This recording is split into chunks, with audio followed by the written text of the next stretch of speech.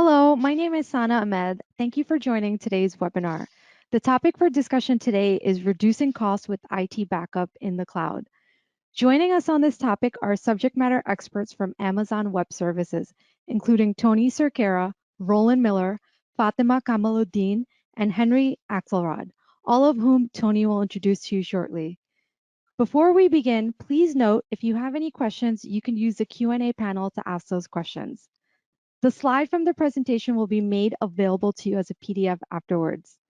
And for any questions we don't address, we will follow up with you over email. Let me turn it over to Tony Cerquera to start the presentation, and thank you for tuning in. Great, thank you very much, Sana. And hi, everyone. Thank you for joining us here today.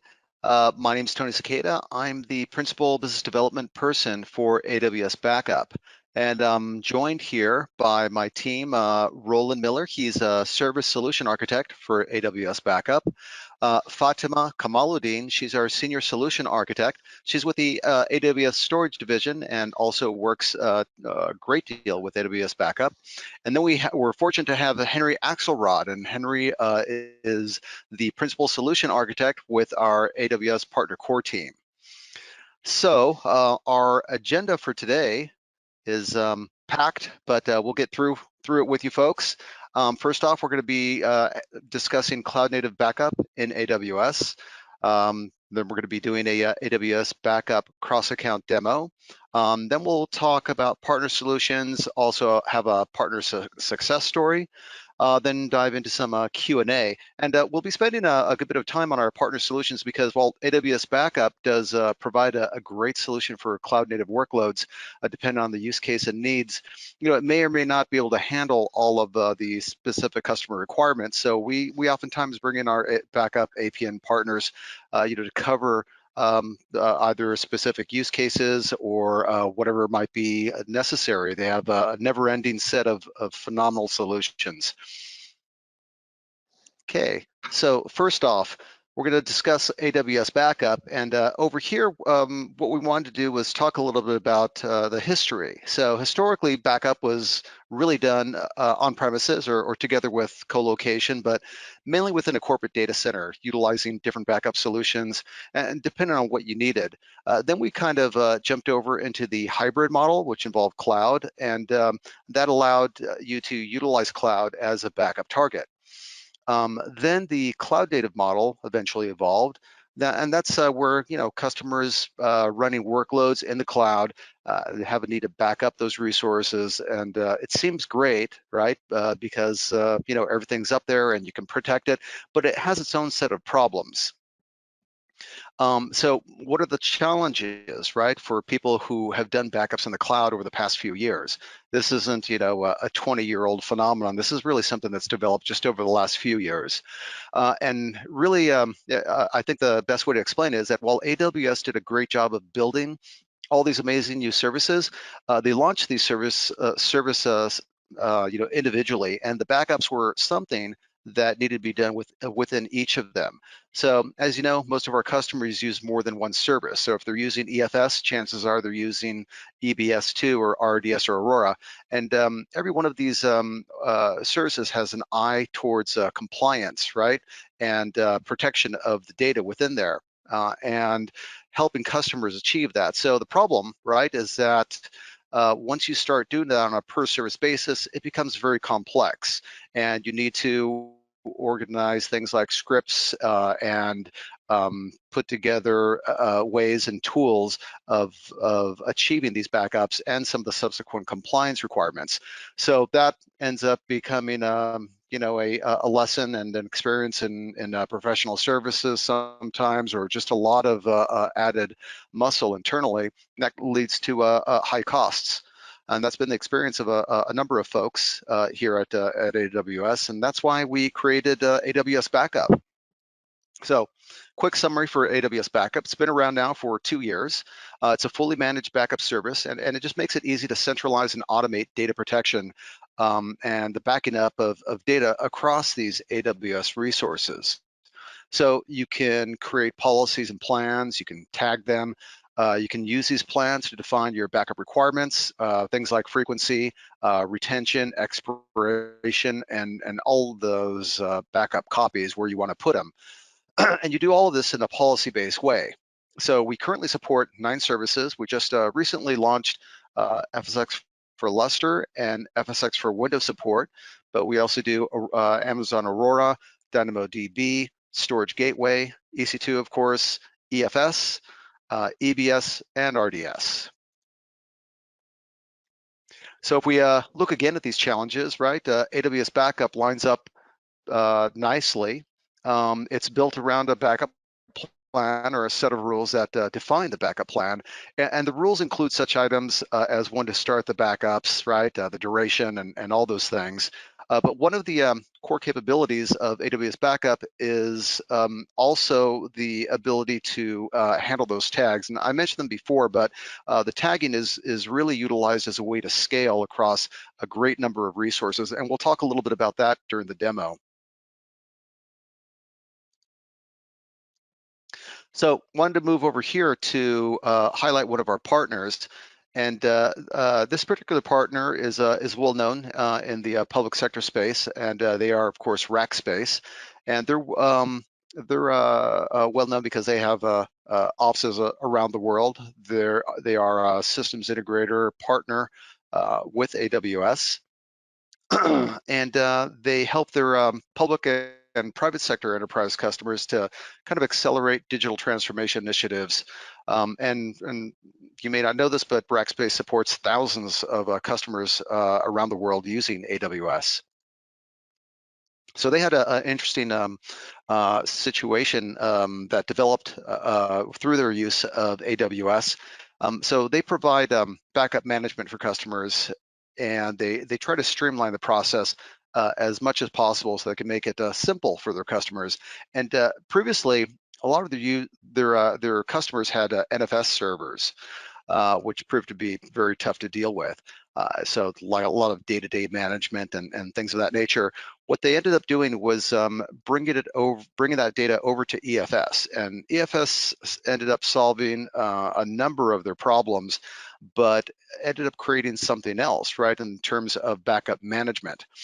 So they reverted to doing a lot of scripting and Lambda functions, and created, a good solution for them, but also something that injected a lot of complexity.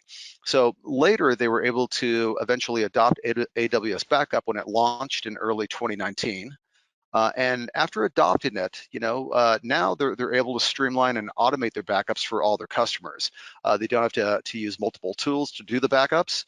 It's all plug and play. No tagging required on the part of the customers, and they don't have to use any old and outdated scripting tools. So AWS Backup was, easy for them to train their staff on, and they're now moving customers away from their previous scripting tools and getting them to adopt AWS Backup.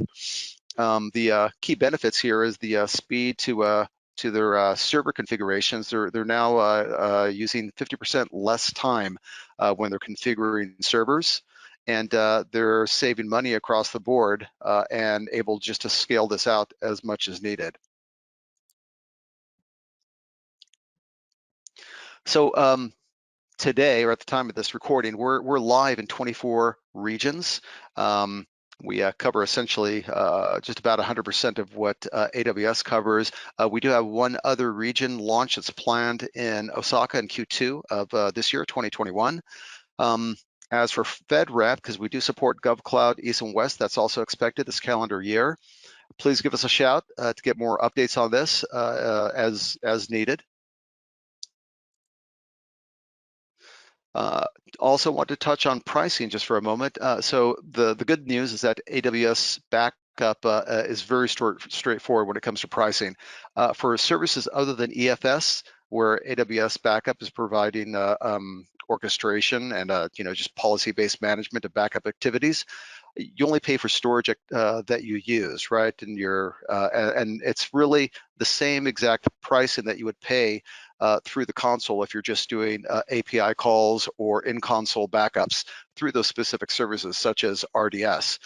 EFS is a little bit different. It's using AWS Backup as the backup storage, and what we call a data plane. So we do a little bit more on that, and Roland will go through that with you, but there's a little bit of a price difference, and we do have some options that we do charge for as well. Um, the other thing to keep in mind is when you employ cross-region backups, you also need to account for data transfer costs, and those are the same as offered through these other services.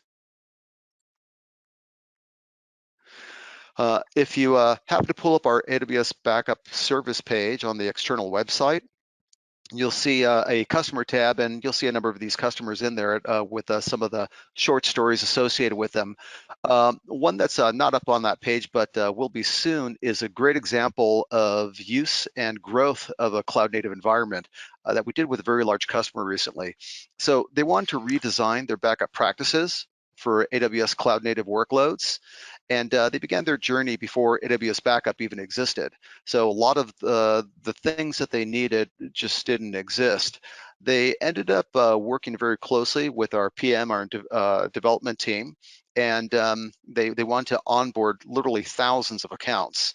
So over the course of about a year, they were able to do that. The customer completed a comprehensive proof of concept, and then they can now offer AWS Backup to all their internal teams.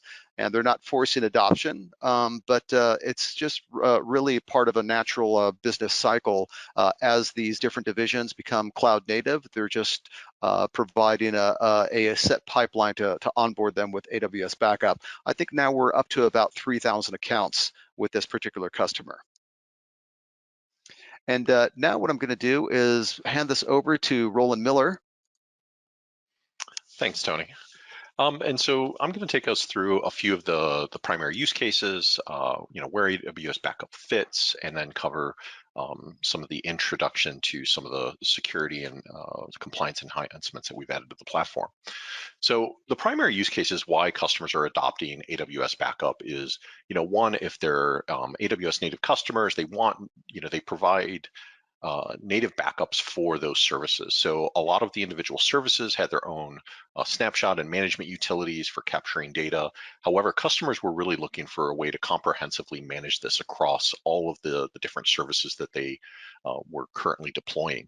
Another use case was around compliance. Customers have different compliance and audit requirements, whether that's, SOC 2 type requirements or HIPAA, GDPR, or, federal and local and state government compliances as well. And then also they're looking for disaster recovery solutions, right? They need to be able to say that, the data is, protected both in the cloud, geographically dispersed, and they want to be able to manage that. And so in the next slide, I'll cover some of the services that we support.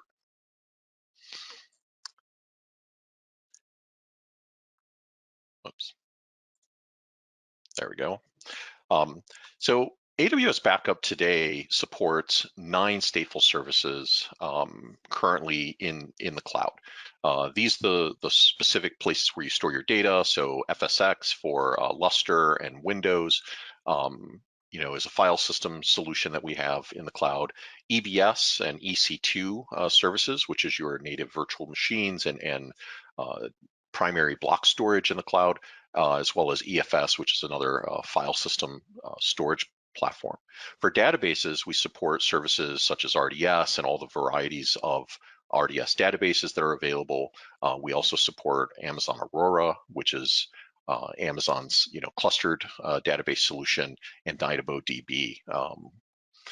Beyond that, we also have integrations and support for various storage gateway services, and that really provides the current slate of solutions. And then in our roadmap over the next couple of years, we have another dozen or so stateful services that we plan on adding to the platform. And the idea is to provide one central repository where you can manage, set schedules, define policies, and be able to make sure that you get compliant backups across all of these different services without having to configure them individually within each service. We do other integrations, so for like security, to be able to take a backup and move it to a different account or across region. We have integrations with AWS organizations that allows us to make those cross-account copies and cross-regional copies. The platform and security is managed through your AWS IAM roles. And then your backup plans and schedules are managed by the AWS Backup Console itself, and you can monitor those events and capture metrics and report on them through our integrations with things like CloudWatch, EventBridge, and CloudTrail and SNS alerting. So the platform itself is fundamentally broken up into a control plane and a data plane.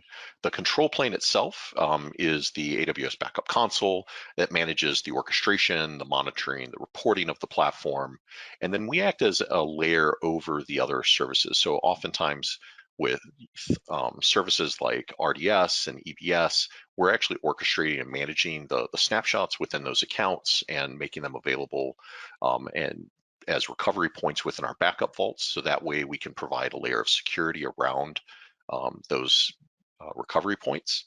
And then in the data planes, those can vary depending on the service that we're managing or protecting. So in some services, we're strictly the orchestration. In other services, we're actually managing the full life cycle of the data within the data plane itself, such as EFS.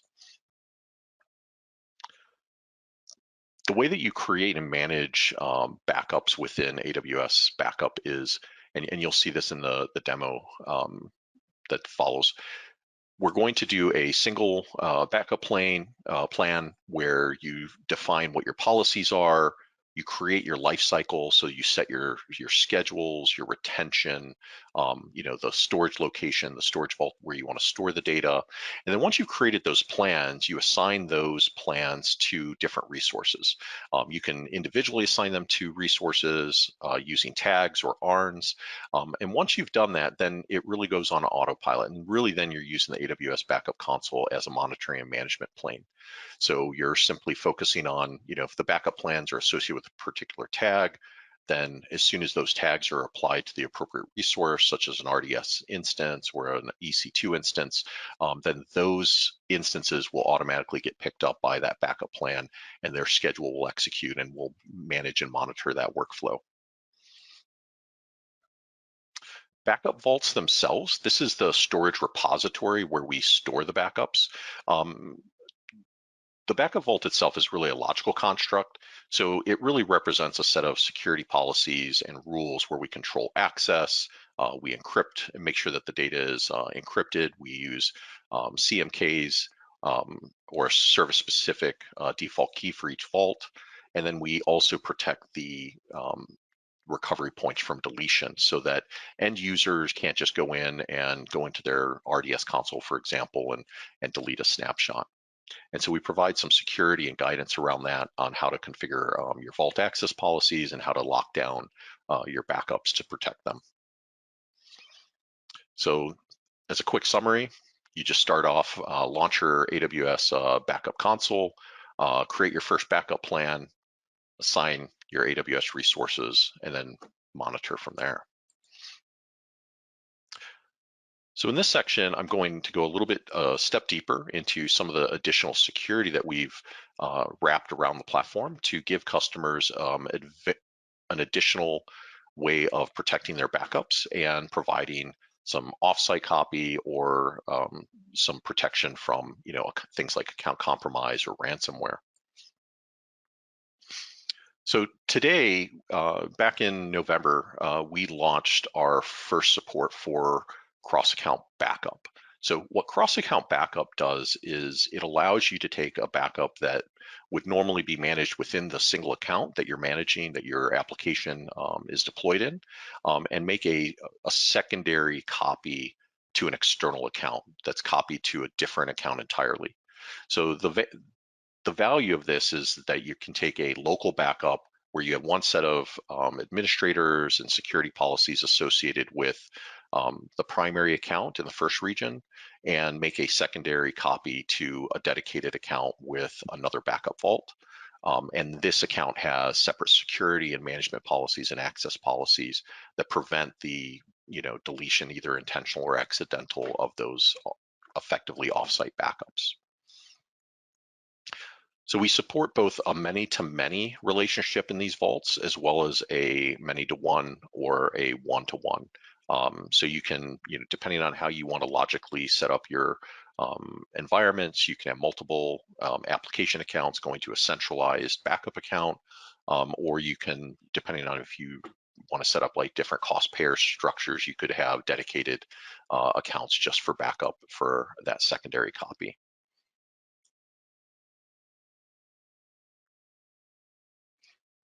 So this covered the, let's see. There we go. An example of this is, of course, nobody wants to be this guy, right? Unfortunately, there was a Reddit link. Unfortunately for this user, this individual joined a new organization, new company. We always think about security, and we're always trying to protect from, ransomware and insider threats and things like that. But at the end of the day, what does that really mean? And sometimes it's not always intentional, right? It can just be accidental. As a new user comes into the environment, he's assigned an account, he's given administrative access, and on the first day of his new job, he, accidentally, deletes, all of their data.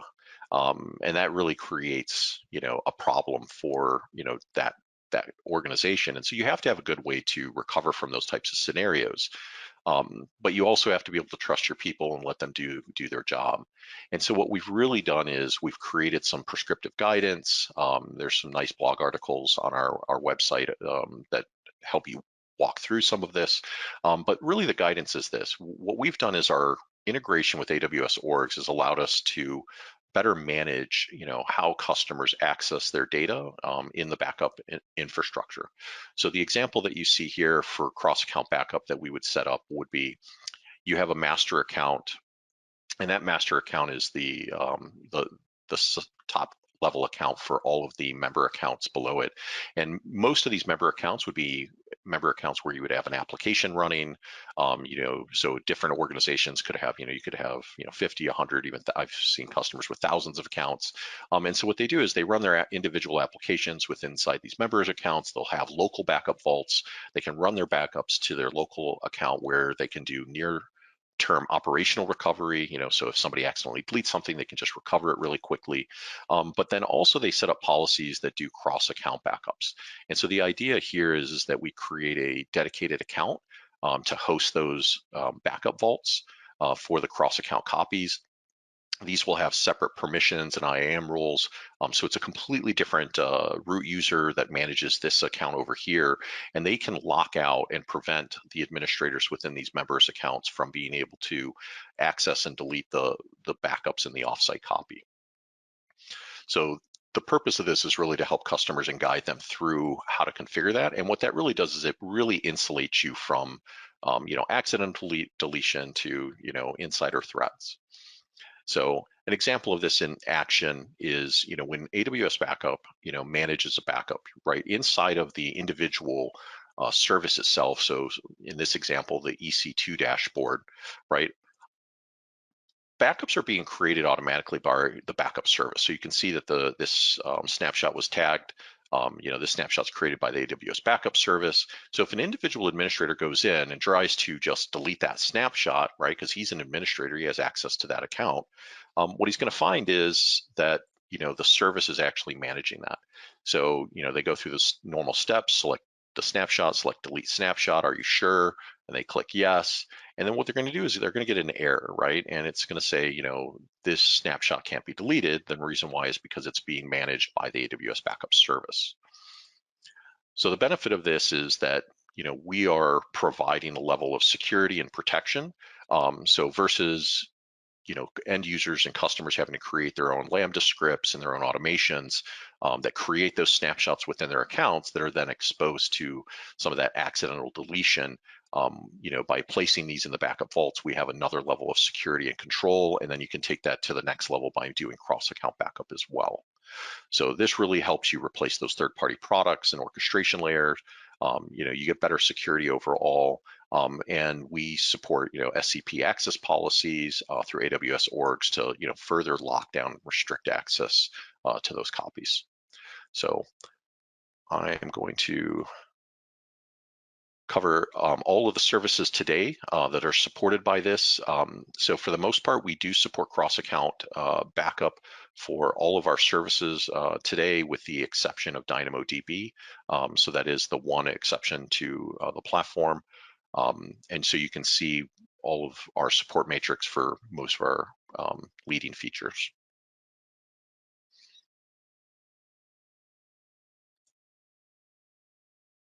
And I'm going to now turn it over to Fatima. Thank you.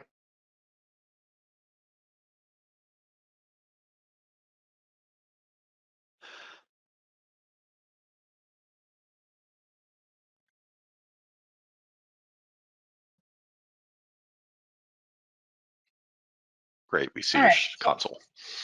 Thank you. So in this demo, we are going to see how to back up resources from a source account to a destination account using AWS Backup cross-account backup feature. So to get started, let's log on to the AWS Management Console of the source account and select AWS Backup. We land on the AWS Backup console page, and this is the dashboard where you can get a snippet of all the backup, restore, and copy jobs that ran in the last 24 hours. To get started, go on to the settings and enable the cross-account backup feature here on the management account. And this is one of the requirements to get the cross-account backup feature started within the two accounts in the same organization. You also need to do a service opt-in where you need to enable the services that you would like to back up using AWS Backup. So to do that, click on Configure Resources and enable any of the services that you would like to opt in to do this backup. Once that is completed, we move on to the backup vault.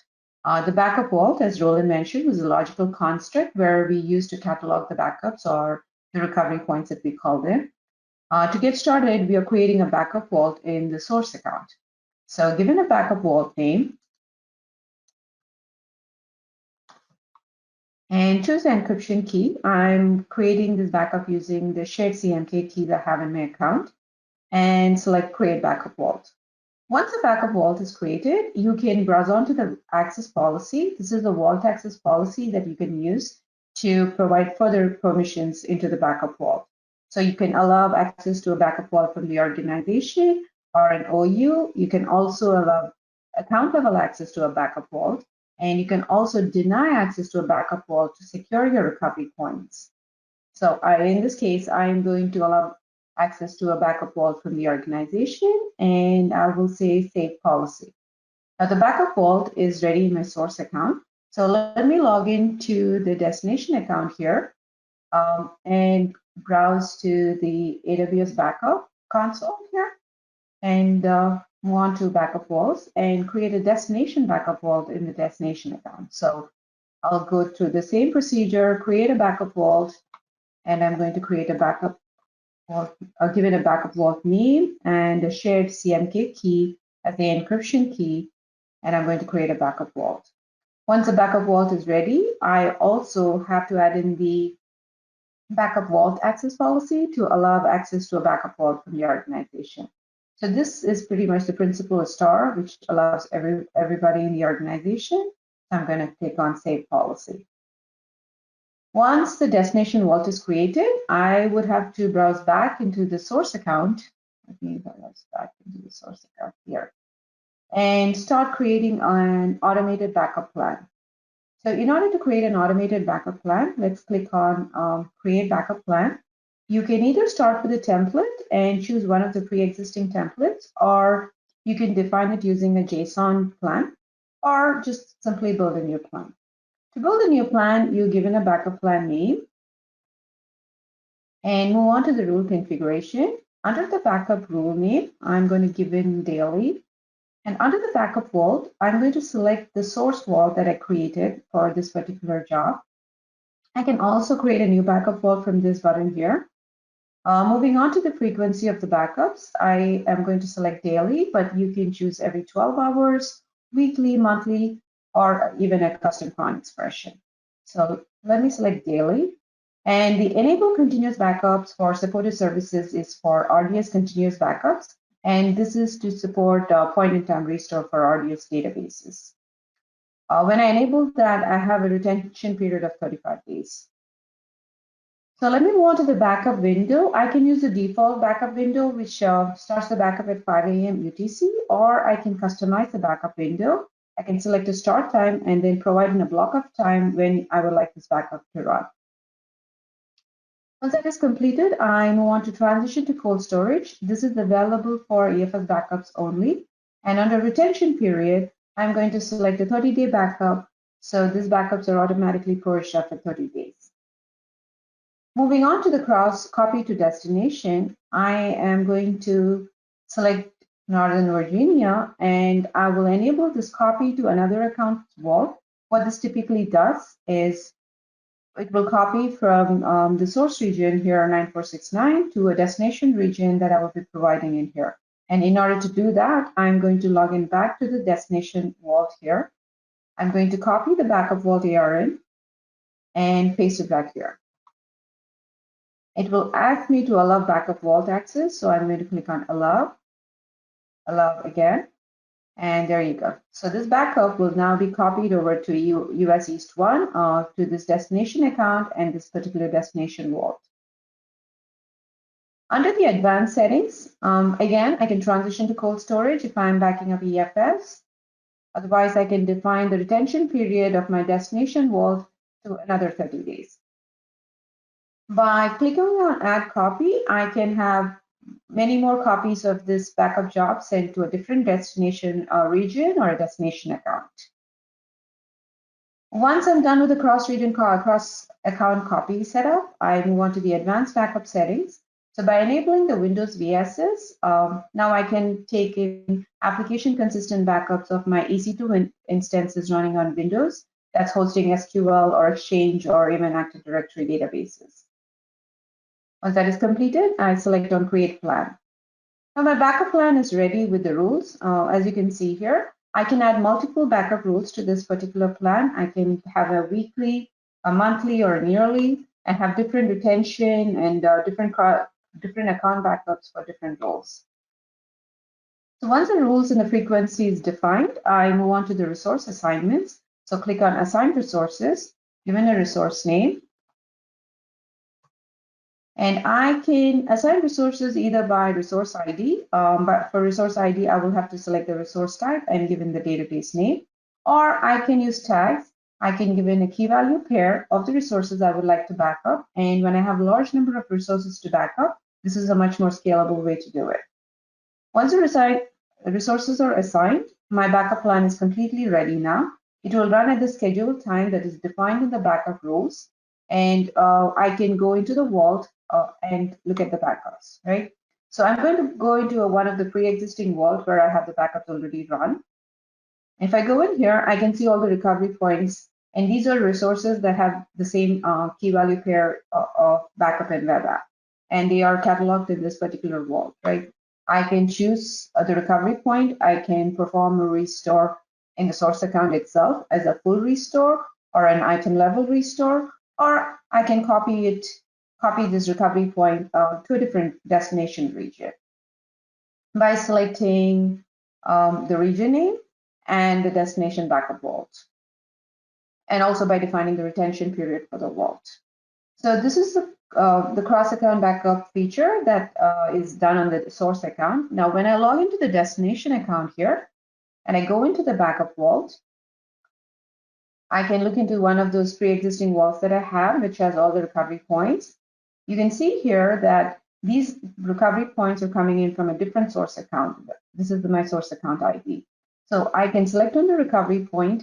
I can perform a restore in the destination region and go through the same configuration process where I select whether it is a full restore or an item level restore, and select whether I want a one zone or a regional one. File system type, enable encryption, and I can perform a restore backup. If not, I can also go into the recovery points and perform a copy of the recovery point back to the source account. By selecting it, click on copy, and I have the option to copy it back to the source account. All the account ID, the source backup vault, the backup vault region is all pre-selected. So all I'll have to do is the retention period and click on copy. This will copy it back to the source account. and I can have the backups restored on my source account. So this is the demo where we saw how to set up the backups for backing up resources from the source account to the destination account. And I hope you had fun watching that demo. Now back to Tony. Thank you, Fatima. That was a great demo. And also, thank you very much, Roland, for your session. We're going to now go to Henry Axelrod. Henry is our Senior Solution Architect with our partner group. And Henry, I'm going to go ahead and give you the mouse control. Thanks a lot, Tony. Appreciate that, and thanks for the demo, Fatma. So now we're going to jump into looking a little bit at how we work with our storage partners in the backup space. So to start off with, when we look at working with storage partners, we basically see them as see it all as cogs in a wheel that work together, with the the core aspect of that being the underlying AWS services, especially our storage services like Amazon S3, AWS Backup, and others that build those foundational building blocks for durability and scale and cloud economics.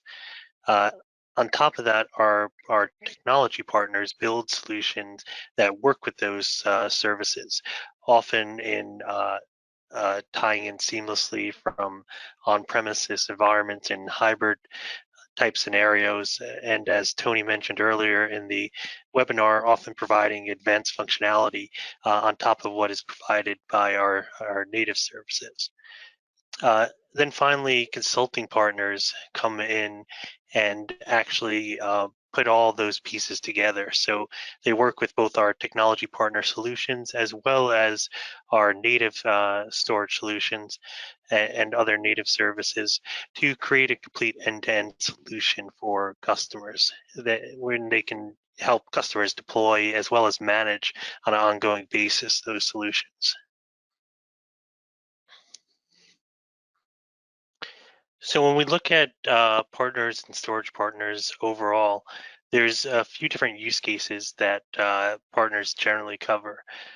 We have partners that cover primary storage, which deals with actually providing storage either in a hybrid sense or on the AWS platform.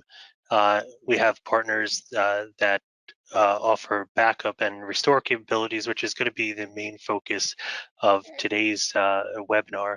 And as you can see, we have partners that span some of the most well-known industry backup providers out there, as well as some providers that are newer to the industry. We have partners that provide archive capabilities as well as disaster recovery capabilities. And of course, as mentioned, we have a wide variety of consulting partners that work across these various solutions and can help customers navigate to the right solutions as well as deploy and manage the solutions. When we take a little bit deeper look into backup specifically, there's several different categories that customers look at as they're making that journey to AWS. There's the traditional self-managed solutions where partners provide software-based solutions that customers can deploy, manage on their own. There's also appliance-based solutions where partners provide a simplified and converged method where partners are often providing, compute, storage, and the software all in one single, fully managed, optimized solution. Then there's partners who offer a fully managed solution that runs on AWS, and those are, SaaS solutions or backup as a service solutions that take care of all the end-to-end aspects of running the backup infrastructure on AWS.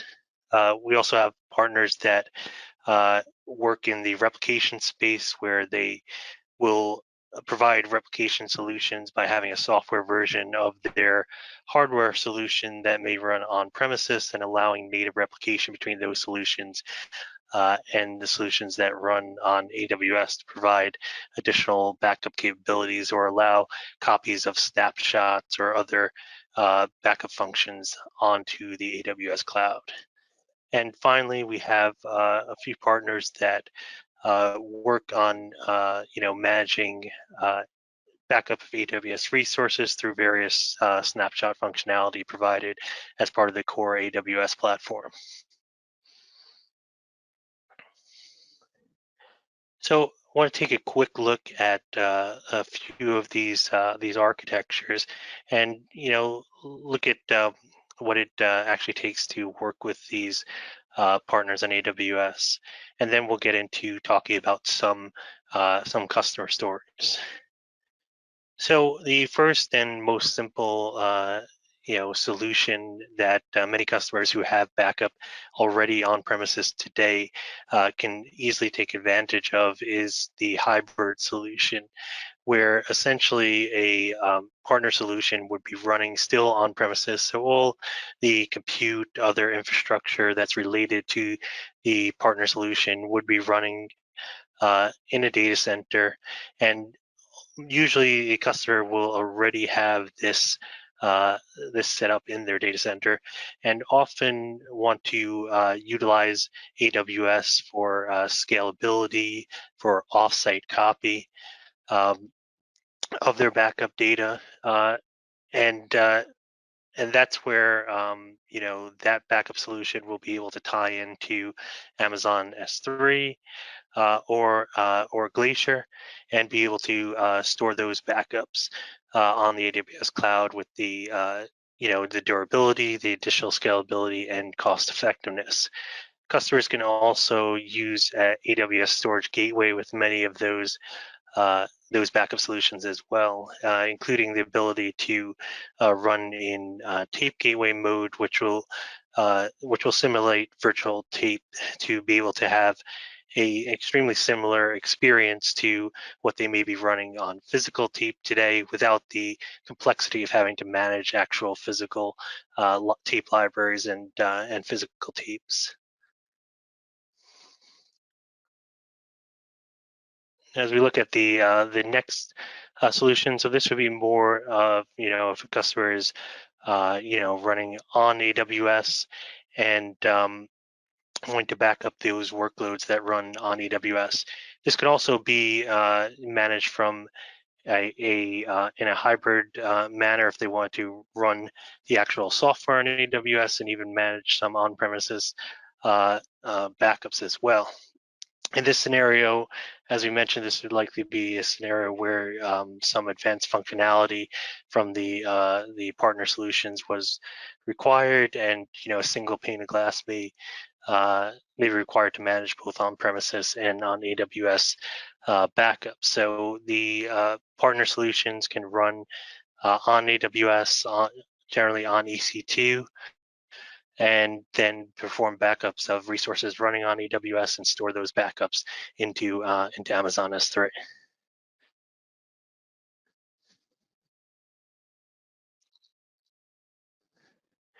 And the final kind of architecture here, as I mentioned, is the Sas architecture. And with this architecture, essentially everything is running in the partner's account, and so so there's no infrastructure for a customer to manage to be able to back up either their on-premises environment or their environment running on AWS. So the partner's account actually has all the compute as well as the storage. So everything is stored in S3 or Glacier is stored in the partner's account. The only thing the customer may have to have is agents or a proxy server that handles communication between the partner SaaS solution and the backup environment, or the environment that's being backed up by the solution. So it's generally relatively simple, simplified pricing. Usually follows a utility-based pricing model. There's nothing to manage, and all the scaling, management, security, and other aspects of these solutions are managed by the partner. So now that we looked at these architectures, let's take a look at some customer success stories. So first one we want to look at here is actually a combination between a consulting partner and a technology partner to ultimately provide the required solution. So this was a customer in Netcom that was having to meet FedRAMP requirements, which requires backups, both daily, backups that require ongoing incremental backups, as well as handling various security aspects of those backups, as well as the data availability. So so Red River in this case was able to use Cloudberry, which is now known as MSP 360, and use that in combination with Amazon S3 to provide that solution within the AWS GovCloud. And overall, by using the solution, they were able to meet the the stringent requirements of FedRAMP, as well as reduce their overall storage cost. They were able to get their daily backups, running on the AWS cloud, as well as handle their monthly images to make sure that they had deployable golden images within their environment.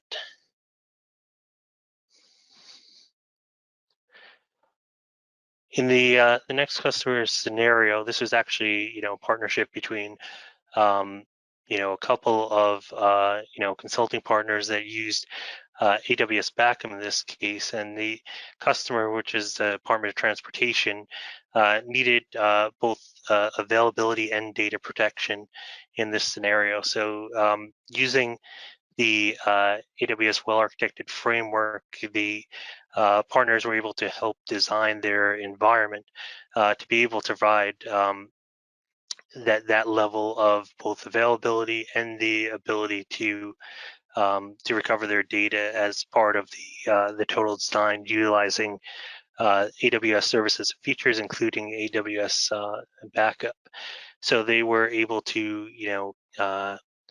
fully protect their environment and increase their flexibility going forward. So now I want to talk about a few of our technology partners and where they help customers.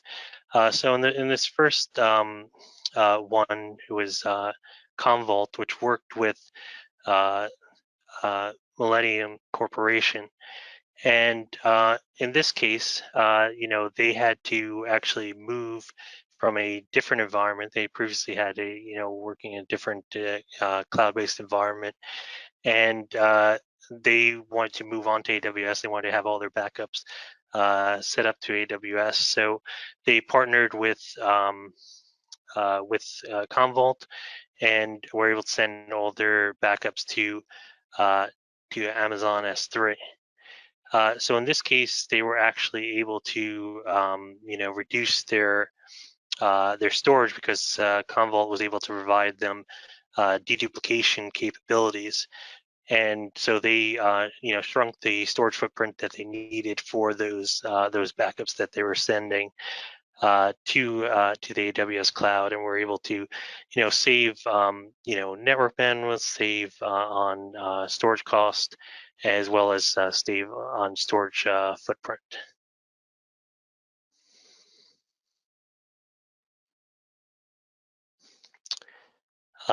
In the next customer, so this customer was PAL, and they're essentially a customer that works in filtration and purification, and they were coming from a tape system, so where they had to deal with all the complexities of managing a huge amount of physical tape.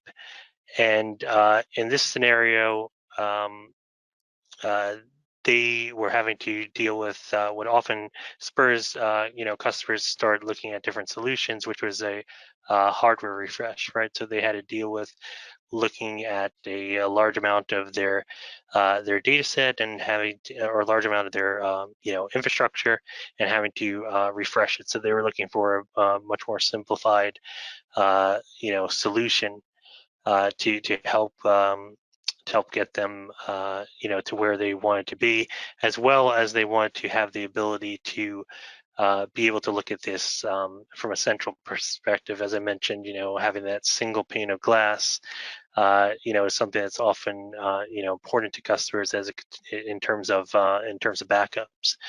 So in this case, they decided to go with Druva, which is a full SaaS solution that runs on top of AWS. So it gave them that simplicity of not having to deal with any of the hardware that they were dealing with on-prem. Plus, it gave them a globally a single pane of glass to look at, so they didn't have to worry about just disparate solutions in different locations. They were able to look at their entire global footprint for backup. They were able to overall save about 70% on their total cost, which is a pretty large amount of savings, as well as free up the time from their team from having to manage the complexity of a physical hardware environment. So they were also able to use that solution to provide their users the ability to do restores much quicker than they were able to previously. In the next scenario, this was a university, in California, it's the University of San Diego, and in this case, they were looking to replace some of their existing backup environments that were really siloed from each other. They had about 7 different solutions that were part of their total backup footprint. They really didn't have any good way of getting to the cloud because they had all disparate solutions, so they didn't have like one universal methodology to quickly be able to get stuff to the cloud or to AWS. So it was very complex and costly to be able to manage, a variety of different solutions to try and get backups. They wanted to have, simplified, cost-effective methodology to back up their entire environment. So they deployed Rubrik with AWS, and they were able to achieve 90% increase in their restores. They were able to save a significant amount, 90% on the time that they actually had to manage the solution, because they went from having to manage multiple solutions to having to manage a single simplified solution. And they were also able to get their data onto AWS. In fact, they not only use this for backup, but were able to use this as a disaster recovery solution as well. So they get that additional benefit of being able to take their backups and be able to automatically convert those backups to EC2 instances and restore those onto AWS platform. And finally, the last customer, also a university in California, which is the University of Santa Barbara, was able to deploy Cohesity in this case, and they were also faced with high cost from having to manage their capacity from an on-premises perspective. They also had to deal with increased storage growth because they had compliance situations that they had to work with in capturing on-campus video that they were required to store for a period of time. So they had to deal with the capacity involved in that that amount of storage. So they were able to deploy the Cohesity solution, and it simplified their environment significantly. Cohesity provided them a easy search capability with their data. So beyond just being able to back it up, they were able to very easily perform searches on that data to find exactly what they needed when it came time to restore. They were able to plug into AWS immediately and start seeing those benefits, which helped them to reduce their overall cost by over 50%. And one thing that's often overlooked with these solutions is by simplifying and saving on the complexity of the environment that they were managing, they were actually able to free up resources which they can apply to different projects, so they can go from just managing backups to doing more things that were much more innovative in their environment and take their business to the next level. With that, I'll turn it back over to Tony. Okay, thank you very much, Henry. Appreciate that. And for this slide, we just wanted to do a quick wrap up with regards to AWS Backup and revisit it one last time. Mention that to keep the service in mind for those particular cloud native customers who may need to optimize for compliance, for instance. Have a strong compliance requirement, need to standardize. We're looking for ways to protect against insider threats, ransomware. Need to improve productivity and cross-region, cross-account backups for cloud-native copies, or do things such as improve productivity for copies like test dev, QA. Also for optimizing for backup efficiency with cloud-native workloads, right? So perhaps they're using one or more of our supported services, have built their own scripts for protecting their AWS resources, and have needs like a cold storage for EFS or VSS for EC2, that type of thing. We'll point out down over here the external website, right? We have a number of resources, blogs, videos, FAQs, articles.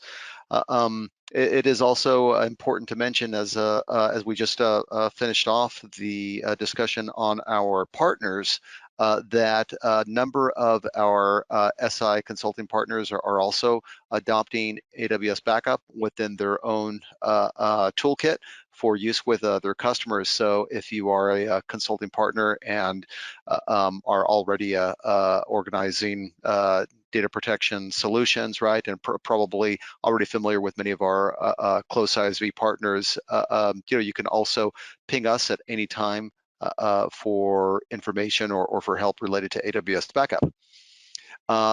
That being concluded, I'll now turn it over to Sana. Thank you, Tony. And for anyone who wants to learn more, we would love for you to reach out. So there, you can request personalized technical tutorials for your organization on this topic, which are an hour-long session, and you can join with other groups from your organization. And if you would like that, please indicate your interest in the survey that follows this presentation. And with that said, I'd love to jump into the Q&A as we get questions coming in. So for the first question, I would like to direct it to Roland. How do customers work with AWS Backup when it comes to their specific compliance needs, like regional data location? Yeah, that's a great question. So oftentimes customers, to support their compliance requirements for, disaster recovery and being able to show evidence that they can make an offsite copy, what they'll do is they'll work with our service. We can help them, design and build backup plans that support both the local capture and the local backup, but also make a cross-regional copy or even a cross-account copy as well. And then those events, once those backup jobs execute and run, we can direct those events towards our services like our integration with CloudWatch and EventBridge, where then customers can monitor those services and capture evidence that those backups are being taken and being stored appropriately and being managed. So hopefully that answers that question, and look forward to some additional features in the future as we work to make that process even better. Thank you, Roland. Appreciate it. The second question is for Fatima. What is an example of how customers can use cross-account backup restores for productivity instead of protection? Thank you for that question. So today, cross-account backup feature is widely used for data protection or ransomware protection. But what you can also use cross-account backup feature is to copy data from your production account to any of the testing or staging or even development accounts to have an up-to-date copy. So if you had seen the demo, there is the copy button that you can use. You can set up these ad hoc jobs to copy your database instances or EBS volumes to a destination where you would like to have that same data copied over as a one-time copy, right? So it can be used even for such purposes. Thank you, Fatima. Appreciate it. Tony, I have a third question coming in from the audience. You mentioned GovCloud in your region coverage. Where are you with FedRAMP certification? Hi, and thank you for that. Yes, for FedRAMP full certification, for FedRAMP DISA, for Impact Level 2 is definitely scheduled. Looks like midpoint this year is our estimate. And the DISA levels, Impact Level 4 and 5 are sometime soon after that. So looks to be second half of 2021 for those. And that's where we are with the roadmap for FedRAMP. Great, thank you. Henry, I have another question coming in. Where can I find more information on public sector storage partner solutions on AWS? Great question. So for our AWS storage partners, we have something called the storage competency. And we have and what the competency is it is a list of partners that have shown proven customer success. So on the AWS page, you can look up AWS storage partners, and you can look them up specifically by the backup use case and find where they've had success with other customers, including with public sector customers. In addition, we have a GovCloud or government competency. And so customers can also look up partners specifically that hold the government competency, which means that those partners have shown success in meeting the various government requirements with customers specifically that are part of that work in the government. Fantastic. Thanks so much. Appreciate it. And the final question I have is whether the slides will be available after this webinar. And yes, the slides from the presentation will be made available to you as a PDF afterwards. Thank you. That is all the time we have for questions today. If we did not get to your questions, we will make sure we respond to you via email. Tony, Roland, Fatima, and Henry, thanks again for joining us today. And to the audience, thank you for viewing this webinar. In addition, please visit our Raise the Bar on Data Protection with Cloud Storage's webpage and view more content. Finally, we want to make sure we bring valuable content to you. Please take a moment to fill out the webinar evaluation form at the end of this webinar. We look forward to hearing from you to address more of your specific needs on a one-to-one basis through a tutorial conversation with our subject matter experts. Thank you again and have a wonderful day.